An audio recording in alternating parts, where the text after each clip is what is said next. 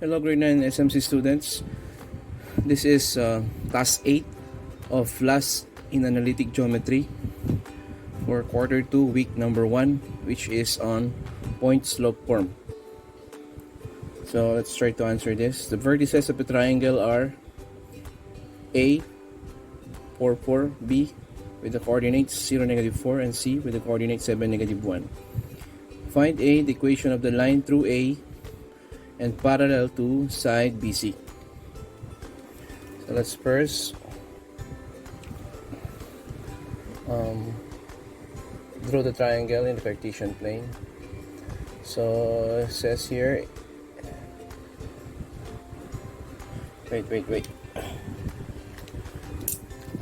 Let's erase this. Okay, let's draw the triangle in the Cartesian plane. So for point A, it's located at 4 4. Yeah, point A is at 4 4. And then point B is at 0 negative 4. 1 2 3 4 here.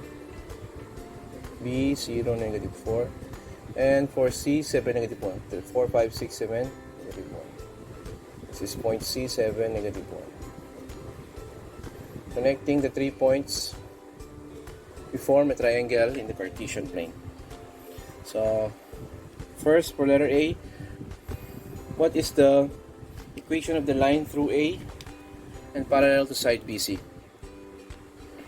Okay, so we're going to draw a line here through A, and it should be parallel to side BC here. Yan. So what is the equation of that line? So this line passes through point A, which is at 4 4, and at the same time this is parallel to side BC.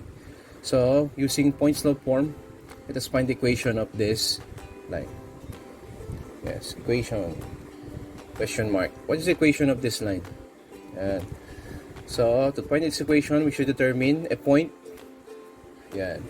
Kasi we are on point slope form, we need a point which is point A 4 4, and then what is the slope of that line? Now since this line is parallel to segment BC, then they have the same slope, right?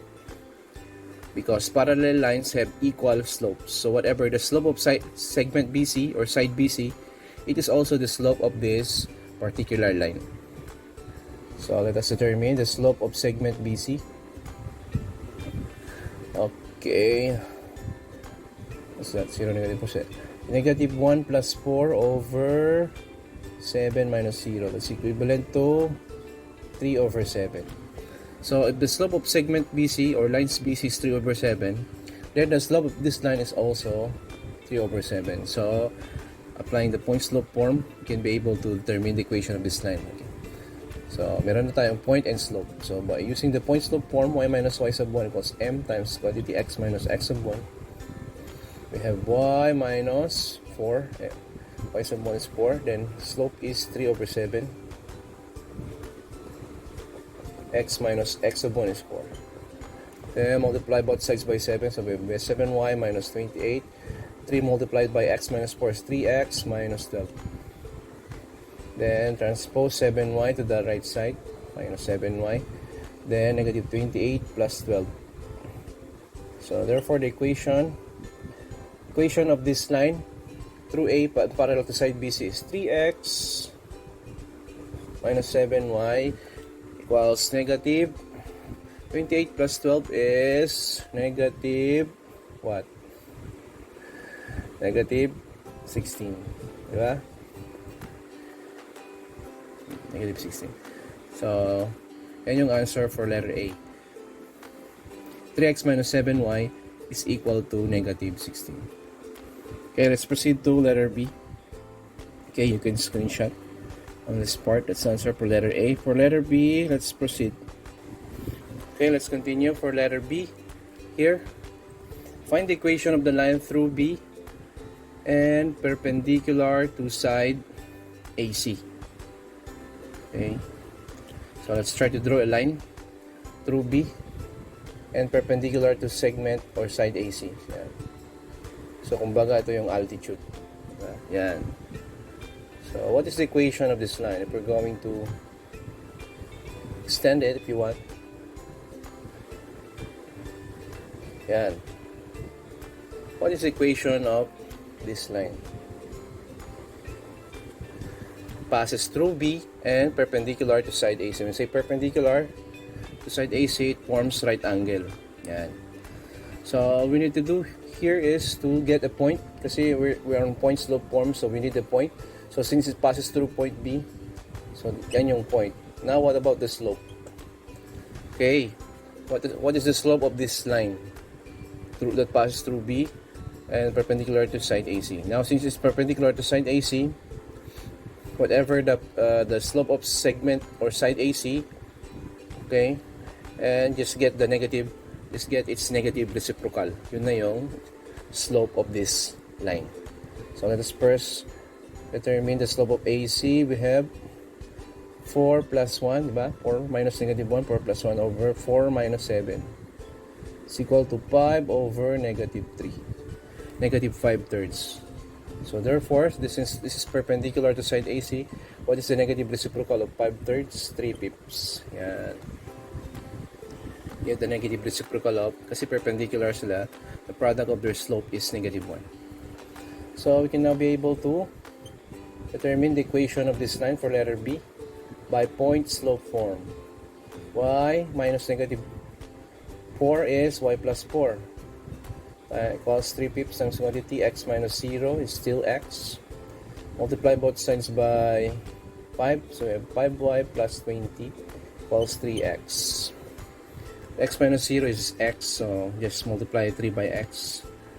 So the equation now is 3x transpose positive 5y, so minus 5y plus 20. So ito na yung equation for letter B. 3x minus 5y equals 20 is the equation of the line through B and perpendicular to side AC. Alright, let's proceed now to what? Letter C, the equation of the perpendicular bisector of segment AB. So for letter C, find the equation of the perpendicular bisector of segment or side AB. Yes, here. So what is perpendicular bisector? First, it is a line or line segment. Yes, it is a line that bisects a line segment. Okay, at the same time, they form 4 right angles. So example, if we have here a line segment whose length is 4, so 4 divided by 2 is 2, so yun yung midpoint dito. So ngayon ang perpendicular bisector, yan. If these two lines form right angles, then therefore they are perpendicular. At the same time, binisect na yung segment. That means this is the midpoint. So for side AB, let us first get the midpoint.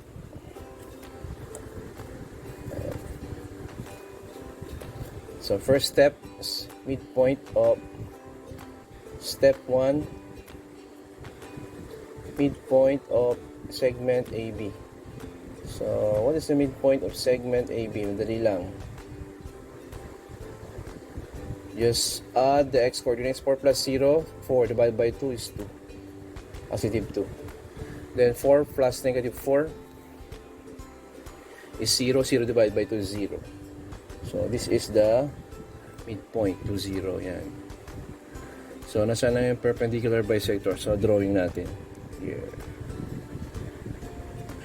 Draw a line from which this line and segment AB form right angles. So if they are perpendicular, okay, we need a point. The point involved is the midpoint of segment AB, which is 2, 0. Yan ang point involved. What about the slope? Here. What is the equation of this line? So to find the equation of this line, okay, we need to know the slope of this line and the point involved. The point involved is the midpoint of AB, which is 2, 0. So, and the slope of this line is the negative reciprocal of the slope of segment AB. Right? So let's solve here. for the slope of segment AB. 4 plus 4 is 8. 4 plus 4 is 8 over 4 minus 0. That's 8 divided by 4 is 2. And get the negative reciprocal. Kasi perpendicular sila eh. They're perpendicular. The product of their slope is negative 1. So, yan. So, for step 1, get the midpoint of AB. Then, for step 2, get the slope of AB also. And whatever the slope of AB, the slope of the line that we are finding is the negative reciprocal of the slope of AB. So we're now ready to solve the equation of the perpendicular bisector of segment AB using point slope form. And we have y minus 0 is y times negative 1/2 times x minus 2. Multiply the equation, yes. Multiply both sides by 2, 2y equals negative x plus 2. Transpose mo yung negative x to the left side, becomes positive.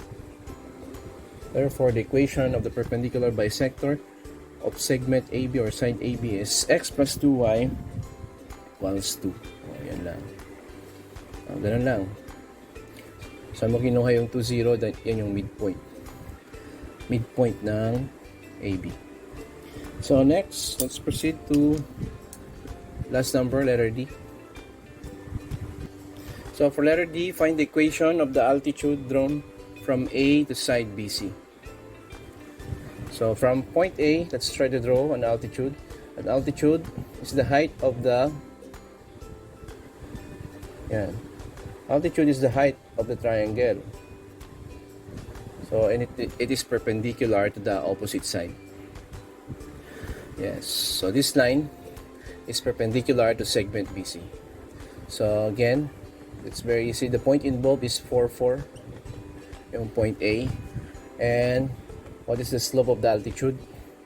It is the negative reciprocal of the slope of segment BC.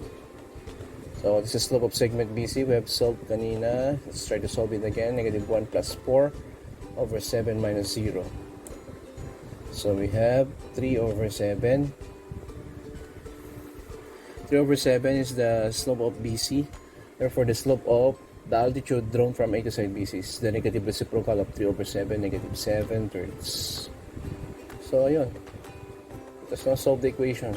Using the point slope form, we have y minus 4 over negative 7 thirds times x minus 4. Multiply the equation by 3. Multiply both sides by 3. 3y minus 12 plus negative 7x plus 28. So, transpose negative 7x here becomes positive. Then 28 plus 12 transpose 12 become positive. So therefore the equation is 7x plus 3y equals 40. Diba?